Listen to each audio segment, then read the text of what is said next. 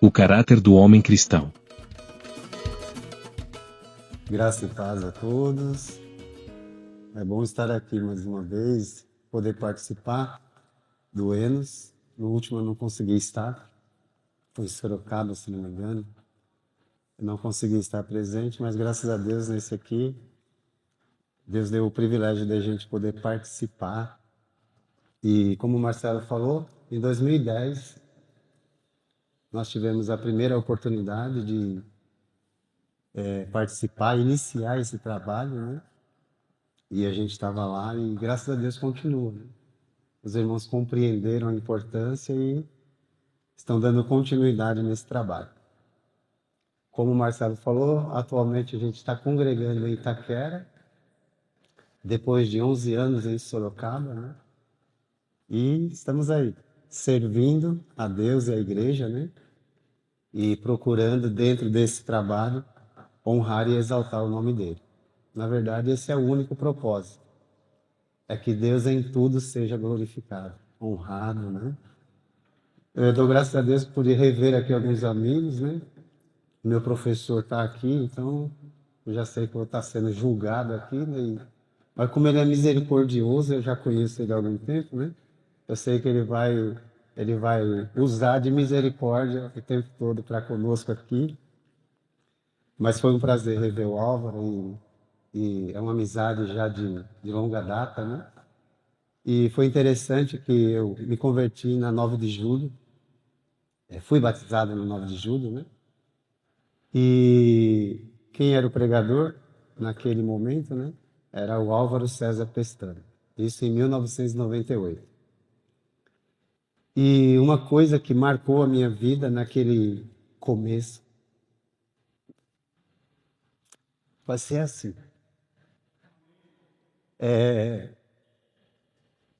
Que a gente precisa não apenas falar de Jesus, a gente precisa mostrar quem Jesus é na prática, né? Eu lembro de uma ação do Álvaro, aquele homem magrelão, grandão. Ele terminava a pregação e ele saía, ele passava no meio de todo mundo lá e ficava na porta, né? Cumprimentando todos os irmãos, né? E isso marcou a minha vida. E eu falei, vou imitar esse homem aí, eu vou imitar ele também. Aí comecei a fazer a mesma coisa, né? Itaquera, Campo Grande, enfim, por onde eu passei, eu terminava a pregação, ia lá para frente. Até hoje é assim, viu? Graças a Deus, obrigado. Né? Enfim, uma amizade. Sempre vi no Álvaro uma inspiração e estou aqui, né? Desejando muito compartilhar com vocês o que Deus ele colocou no meu coração e o que ele colocou no meu coração é a vontade dele. E eu quero transmitir essa vontade aos irmãos. Eu gostaria de começar dizendo uma coisa, mais uma coisa, na verdade, né? Você está sendo procurado. Não sei se você sabia disso, mas você está sendo procurado. Alguém está procurando você. E eu vou ler duas passagens e você vai perceber que isso é verdade. A primeira está em Ezequiel, capítulo 22, verso 30. Num momento triste da história de Israel, Jerusalém destruída, o povo escravizado, Deus disse essas palavras através do profeta exilado.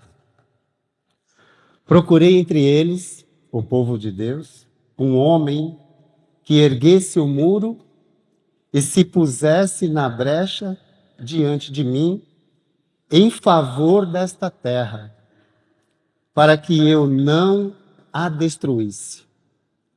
E para mim a frase mais impactante, esse finalzinho. Mas não encontrei nenhum. Você está sendo procurado.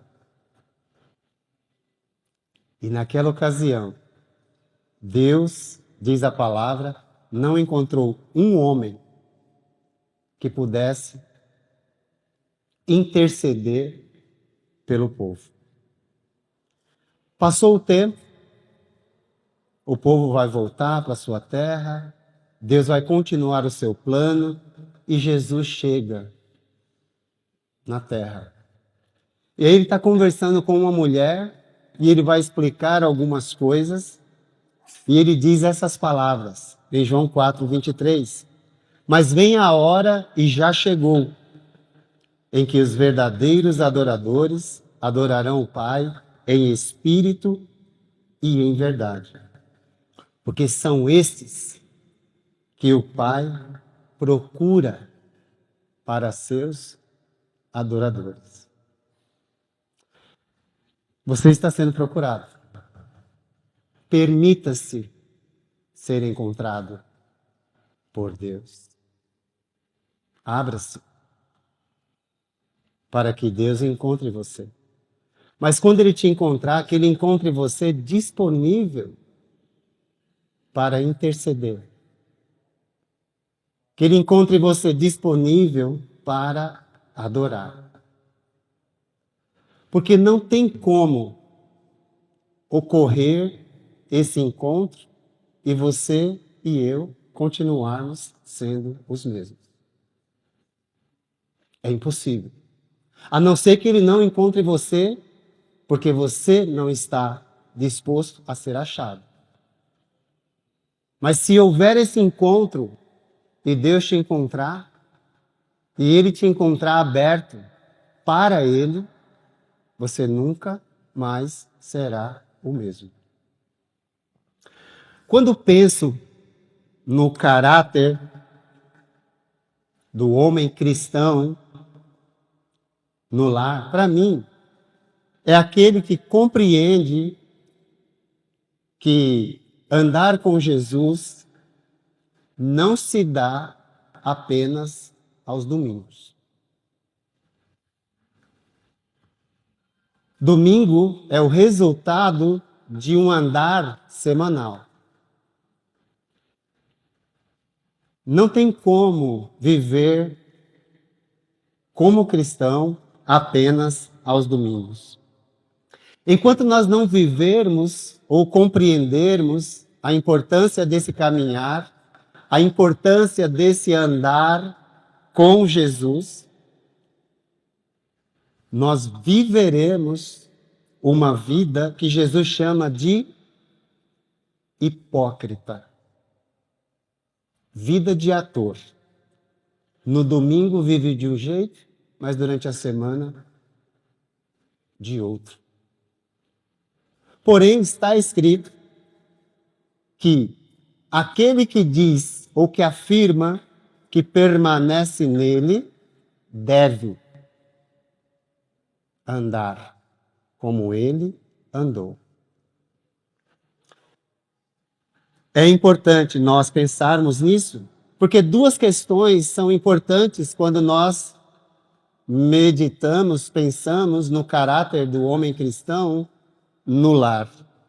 E a primeira envolve a nossa adoração a Deus, mas a segunda é a nossa vivência no lar. E isso não se separa. Quem saiu da presença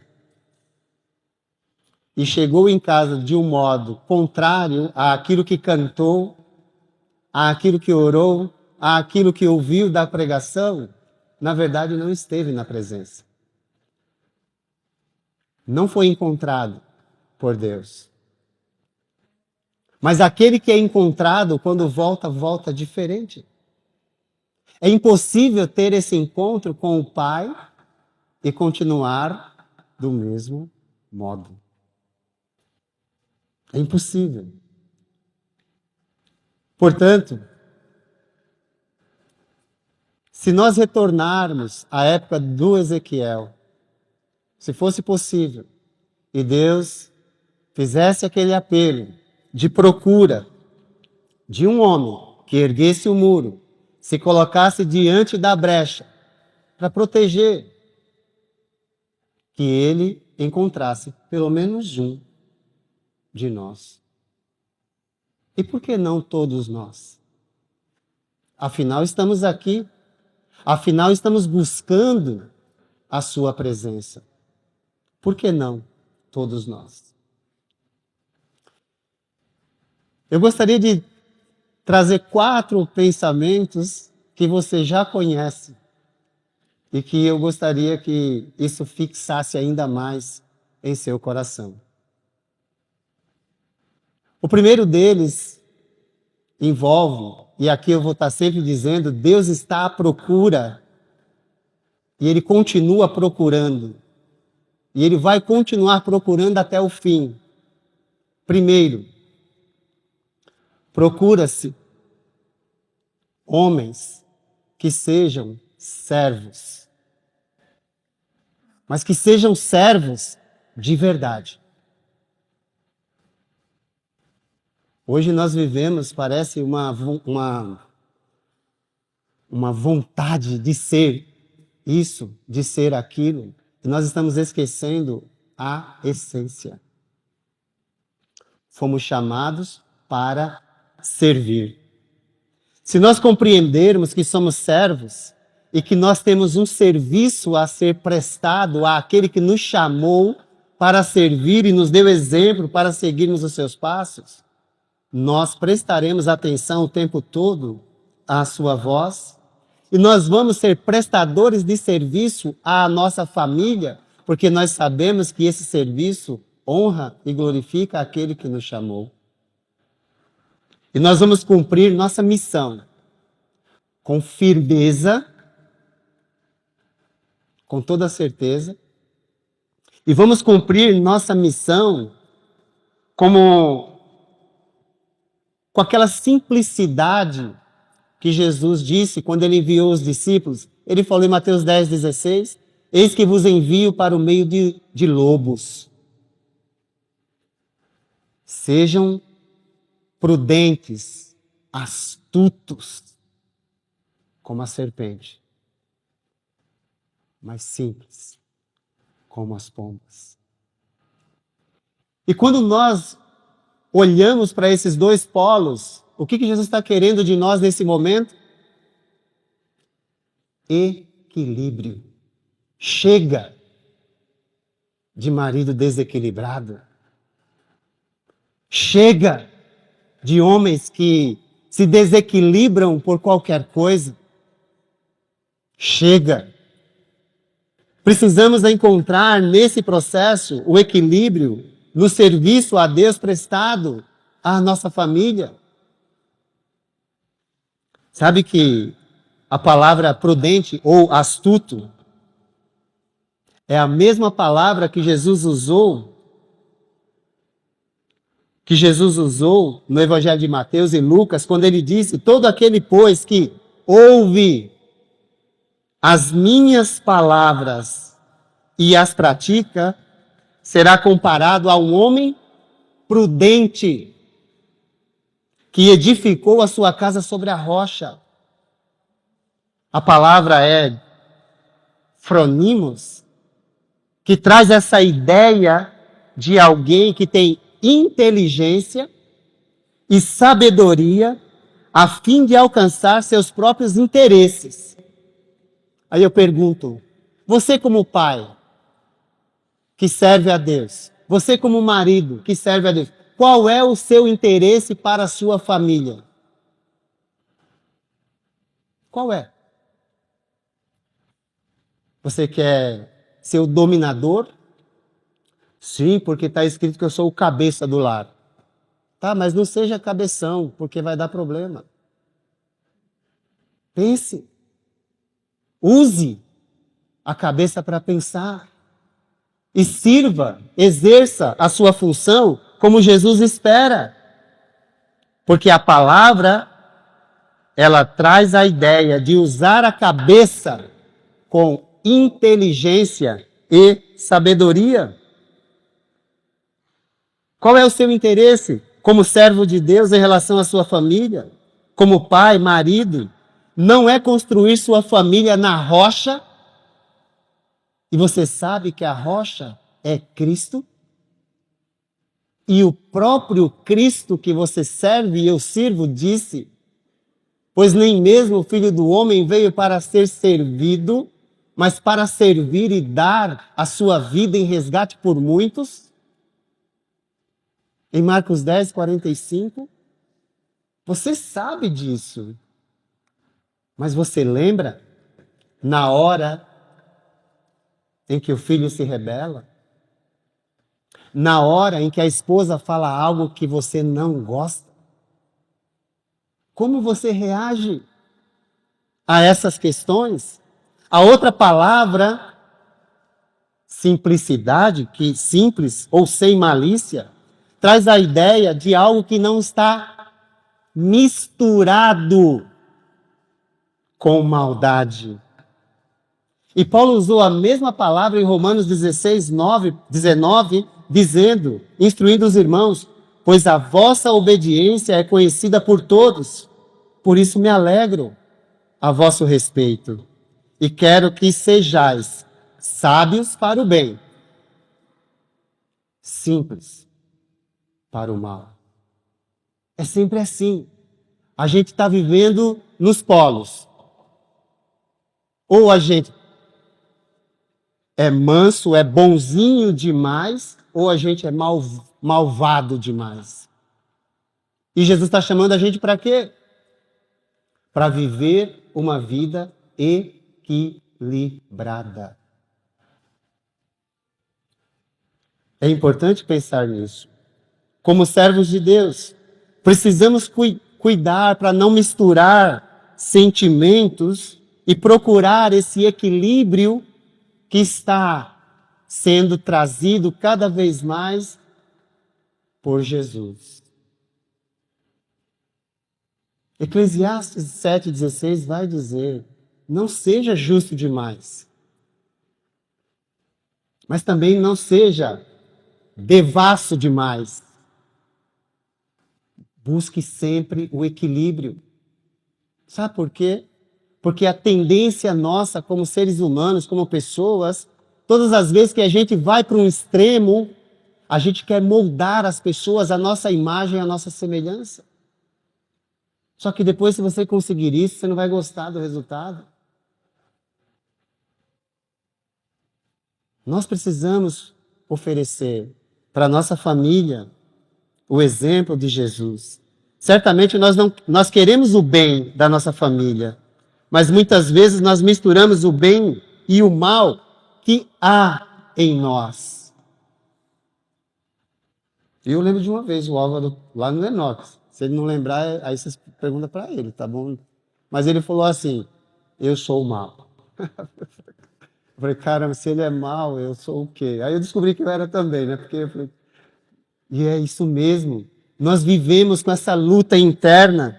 E o Paulo expressou bem isso na carta aos Romanos, no capítulo 7, do 15 ao 25, mas focando nos versos 18 e 19, que está escrito, sei que nada de bom habita em mim, isto é, na minha carne, porque tenho desejo de fazer o que é bom, mas não consigo realizá-lo, pois o que faço não é o bem que desejo, mas o mal que não quero fazer, esse continuo fazendo.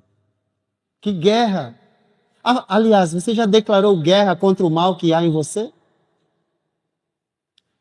Se você já alcançou a perfeição, tudo bem.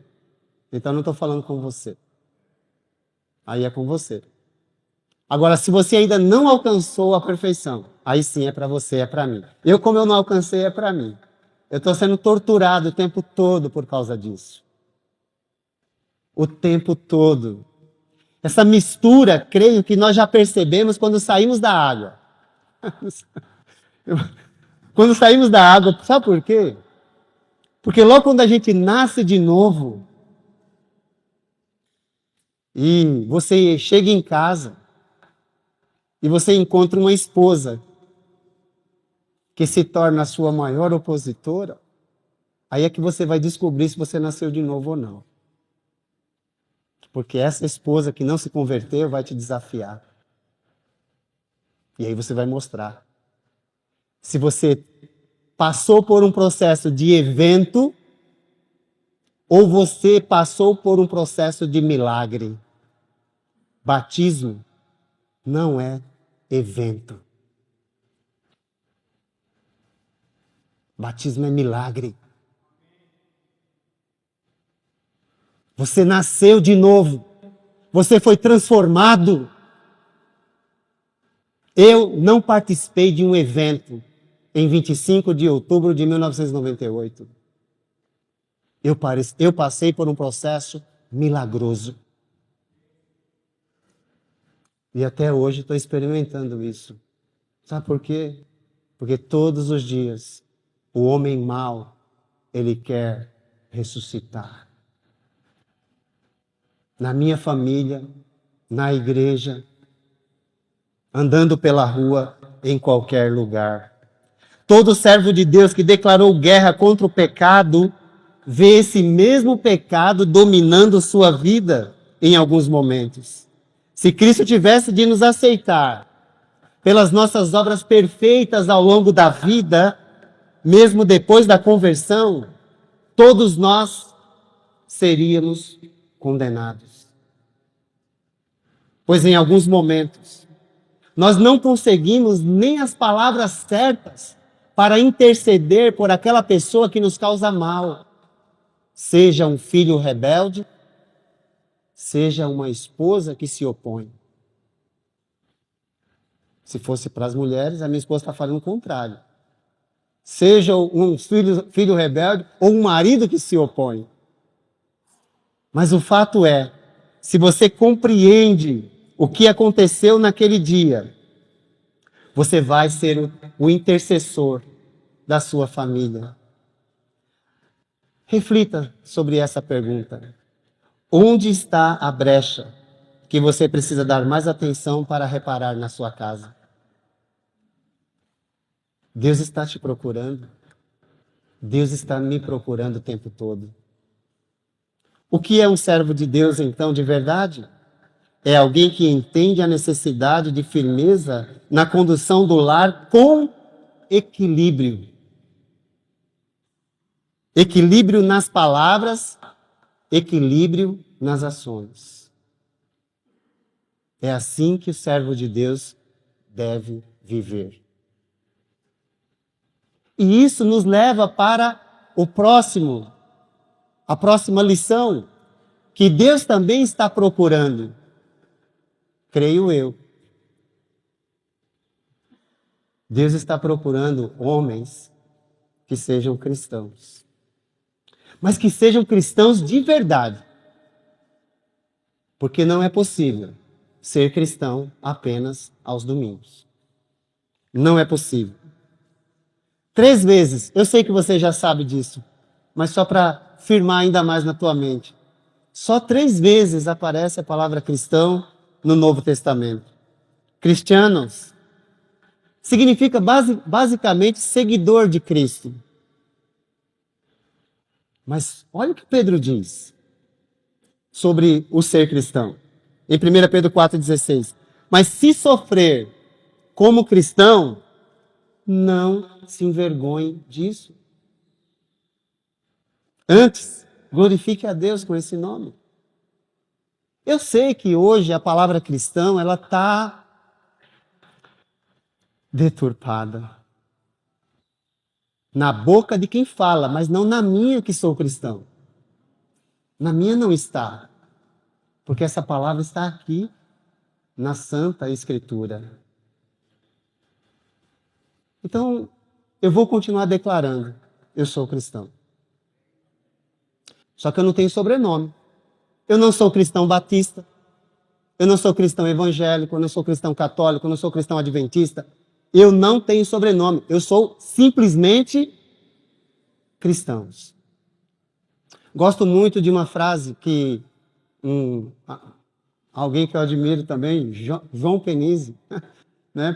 Tive o privilégio de tê-lo como professor e trabalhar com ele também, um pouquinho. E uma frase que ele disse que marcou, sabe, na minha vida. Ele falou assim: nós não queremos ser os únicos cristãos na face da terra. Mas queremos ser, sim, simplesmente cristãos. E está guardado aqui. Vamos ser cristãos, mas cristãos de verdade, entusiasmados com a responsabilidade que recebemos de Deus. Muitos maridos, parece que quando estavam diante do altar, disseram uma coisa na boca, nas palavras, mas na cabeça parece que tinha outra. Receba, Senhor, a minha esposa, para honrá-la, respeitá-la, amá-la. Não! Não foi isso que você disse. Mas às vezes na prática, Deus, transforma essa mulher, porque já não dá para aguentar ela mais. Não. Assuma a sua responsabilidade. Seja homem.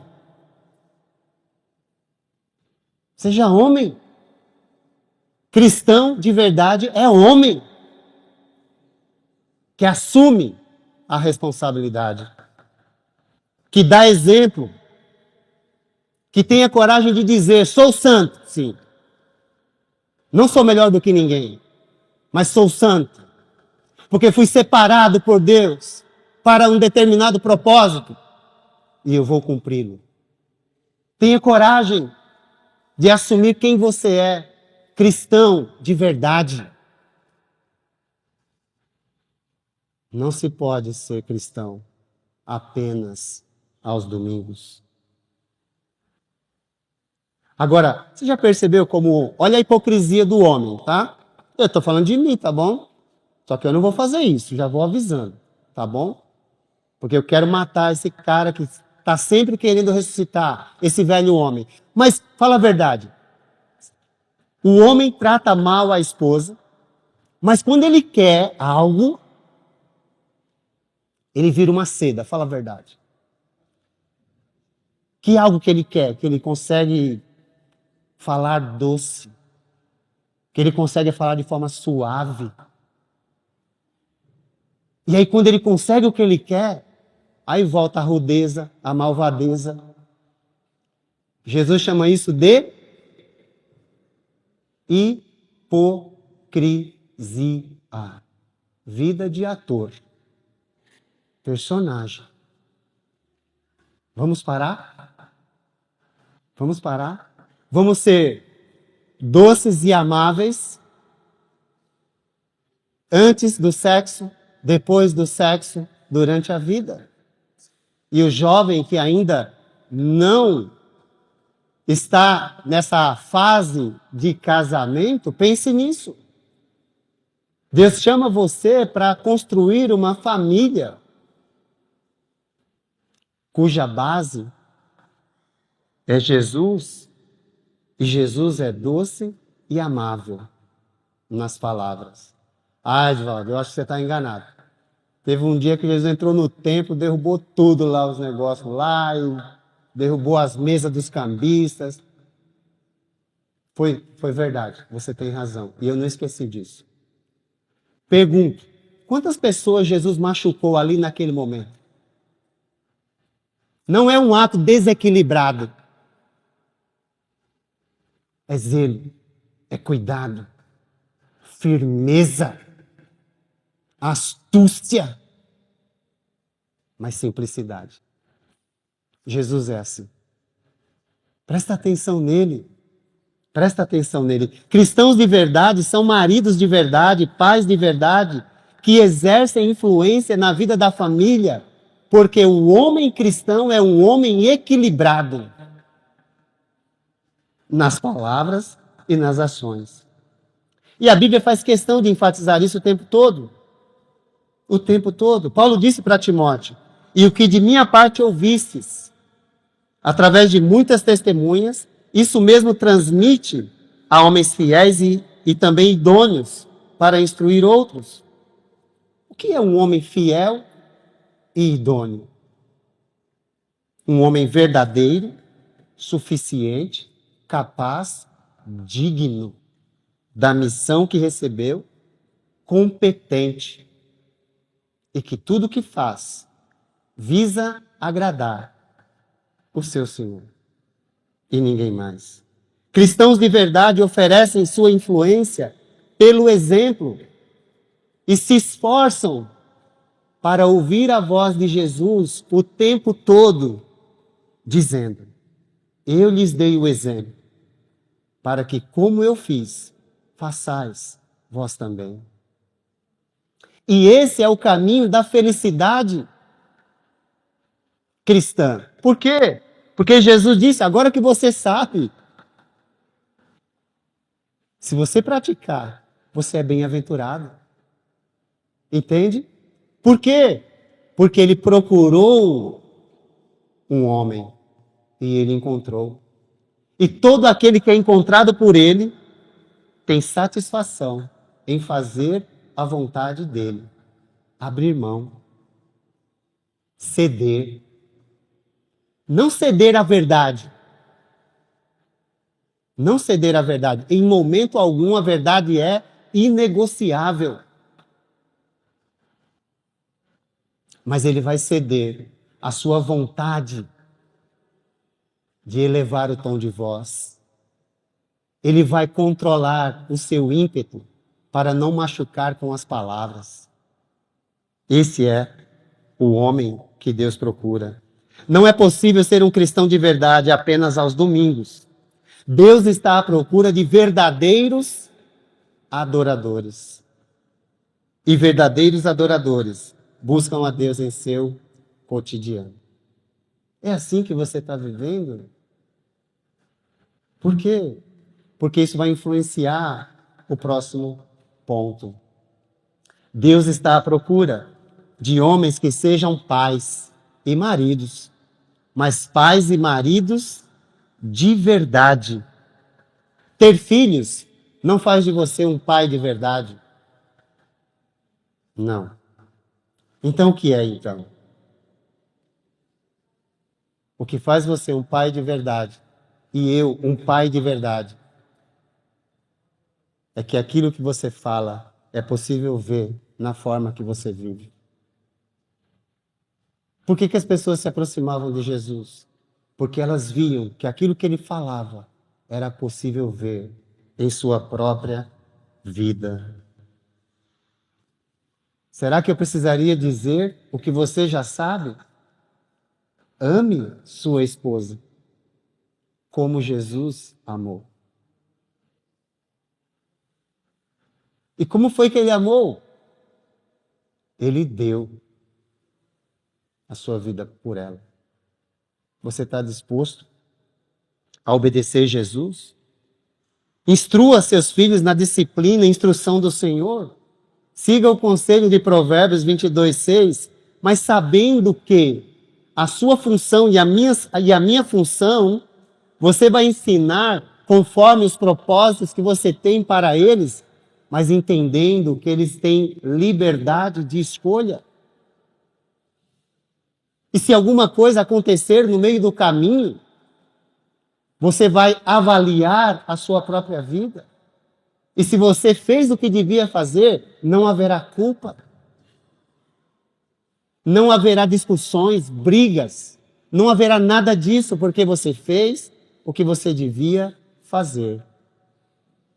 Esse ano, eu não sei por que Deus está me dando esses temas, mas esse ano aqui eu recebi uma das notícias mais devastadoras da minha vida. O meu filho caçula chegou para mim e falou assim: pai, eu não quero mais seguir Jesus. Você tem noção do que é isso? De como que isso entrou aqui? E você sabe o que eu falei para ele naquele momento?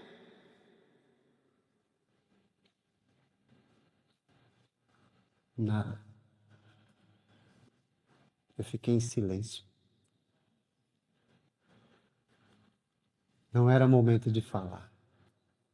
Era momento de calar e amar.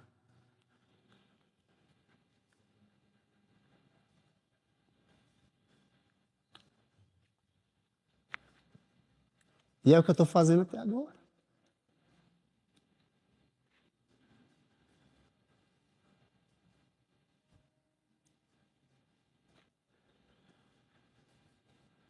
E eu fiz uma pesquisa na minha vida.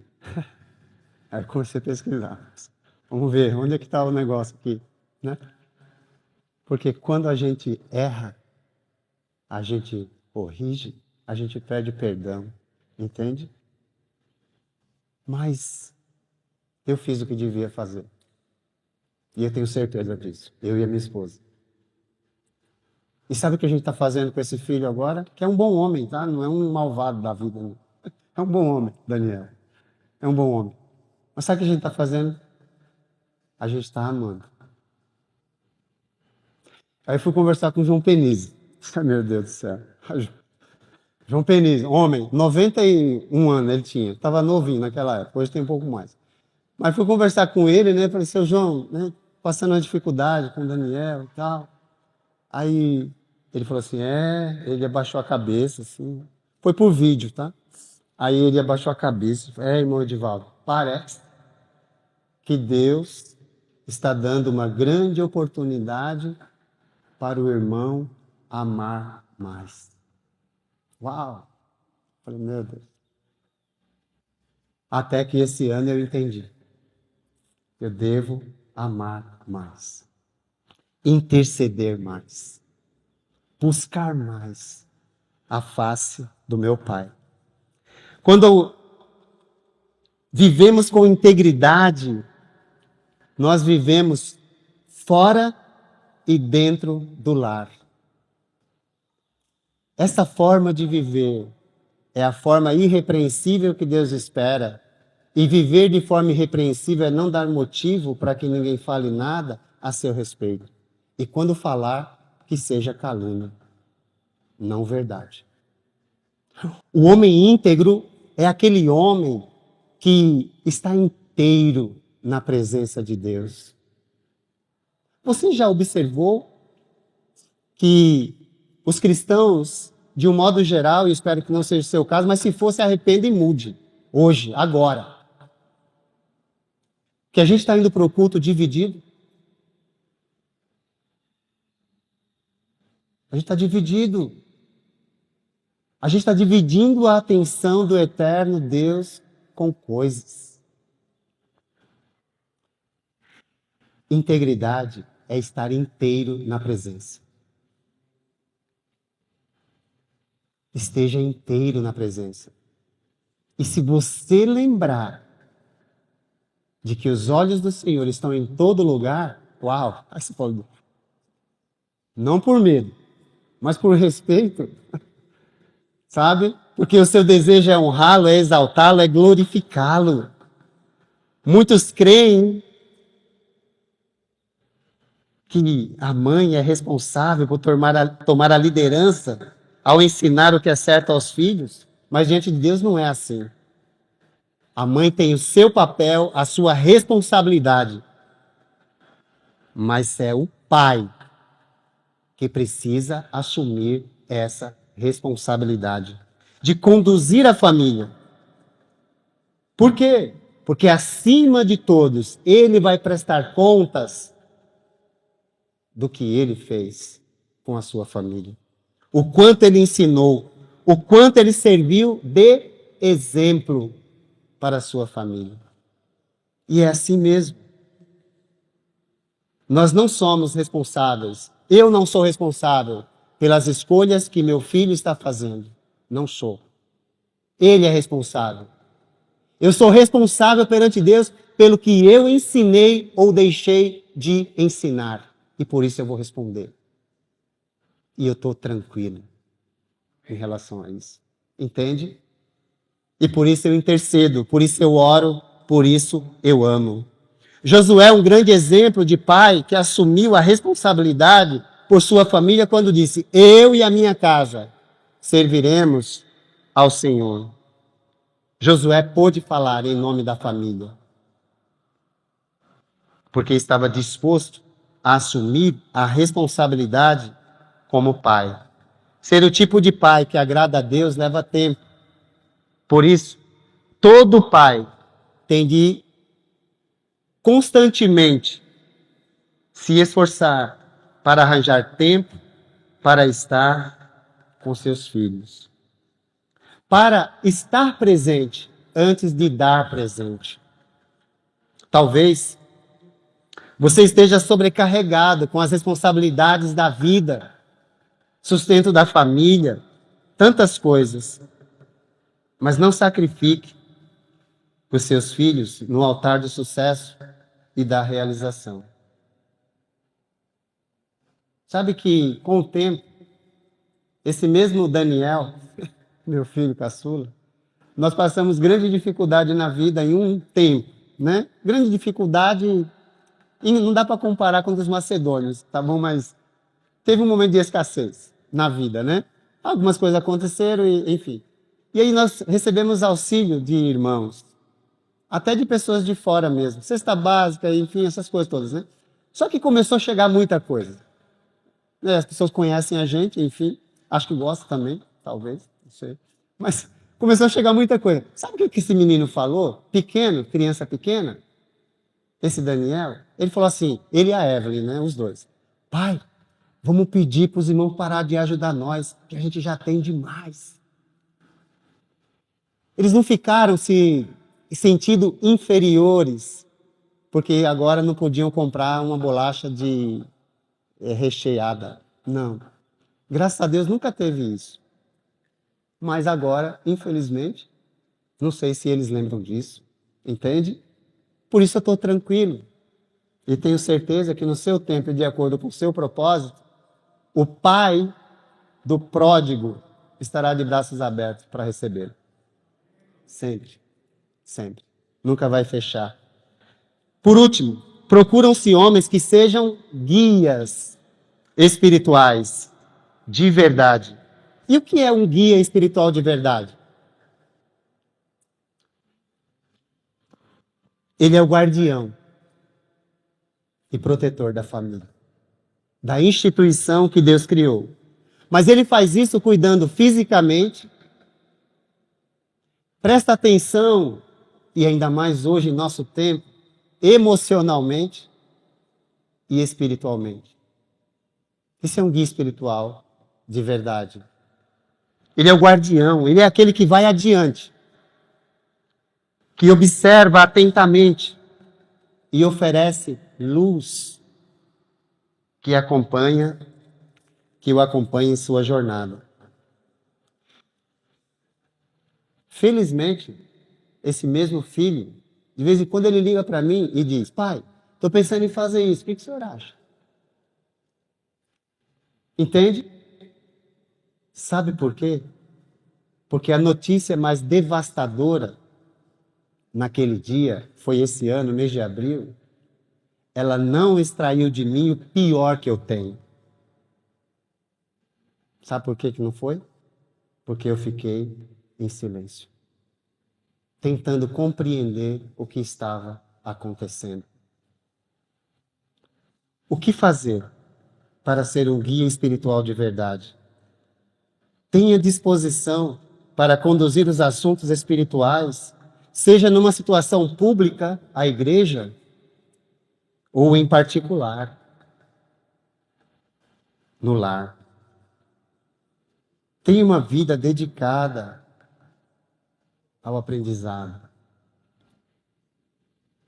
Não pare de aprender. Eu lembro do irmão Abramo, talvez aqui alguns tiveram contato com ele, mas eu o conheci quando ele tinha um pouco mais de 40 anos de convertido, né? Com aquele seu chapéuzinho, né? Ele falou para mim, irmão, desse jeito, eu estou tentando imitar ele, irmão, já fazem 41 anos que estou servindo a Cristo e ainda estou aprendendo. Eu falei, aí naquela hora eu falei, uau, então, quando eu completar 41, então eu cheguei lá? Não. Eu nunca vou parar de aprender. Exceto se Deus falar, pode vir. Aí vamos lá. Deus ordenou que os homens assumam a sua função de guia espiritual, tanto na igreja quanto na família. Liderar não é mandar, é servir de exemplo. Eu evito essa coisa de liderança, sabe? evita o tempo todo. Nós somos guias espirituais.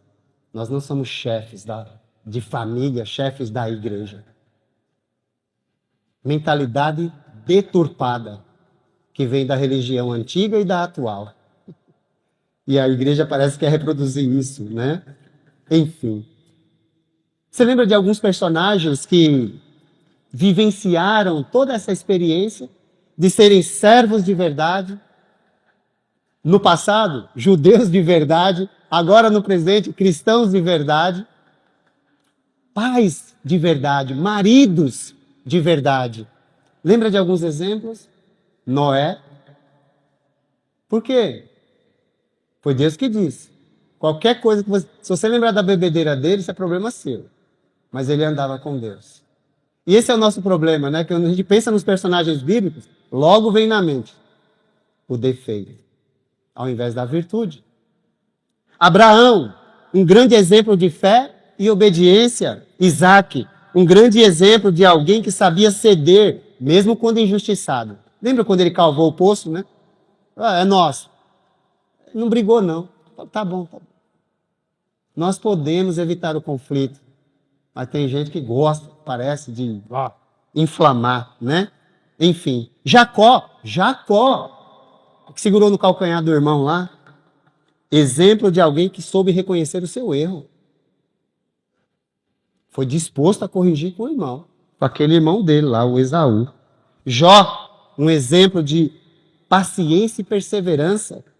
Caleb, um exemplo de otimismo. Josué, um exemplo de posicionamento na hora que precisa.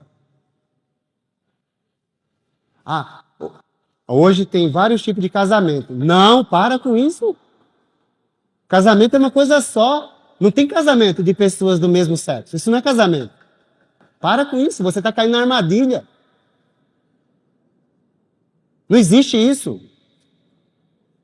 Cuidado, senão você acaba caindo na armadilha e usando as palavras que são sagradas de união conjugal para dizer que certa união é quando não é perante Deus. Cuidado, posicione-se. José, no Antigo Testamento, é um exemplo de alguém que sabia perdoar. Todas essas coisas são importantes para o homem cristão. José, esse eu admiro muito. No Novo Testamento, é um exemplo de alguém que compreendeu que a graça de Deus, olha que maravilha. É difícil, hein? Ele compreendeu isso.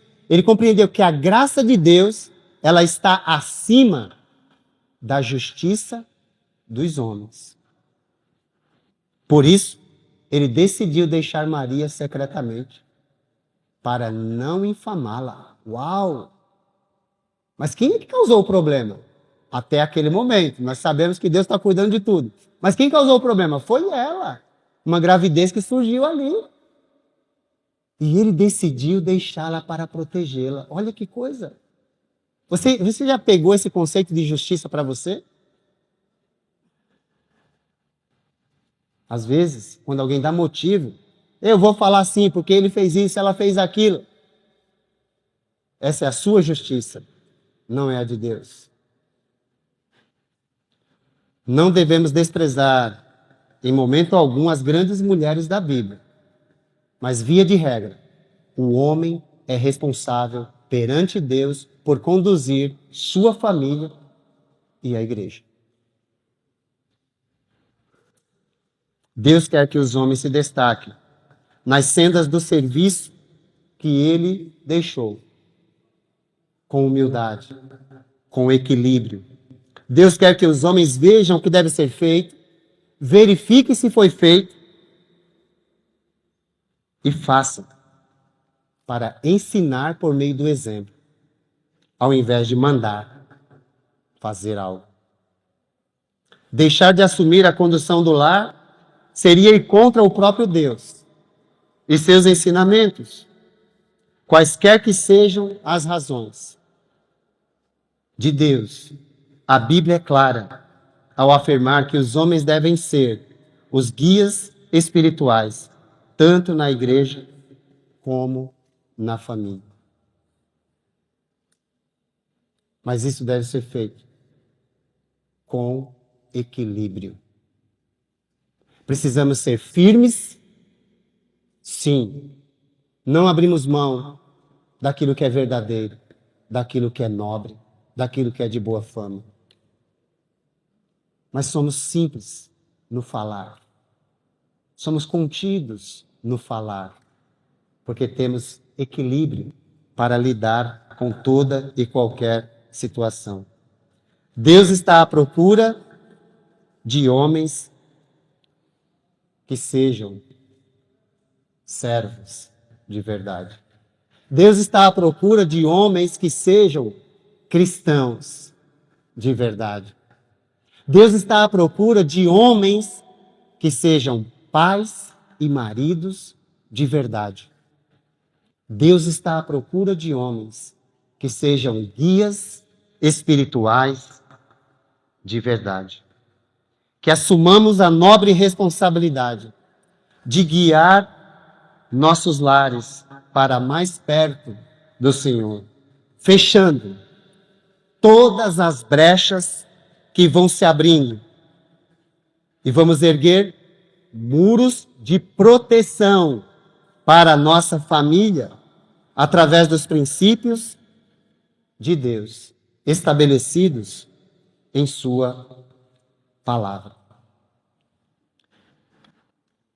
Deus está à sua procura.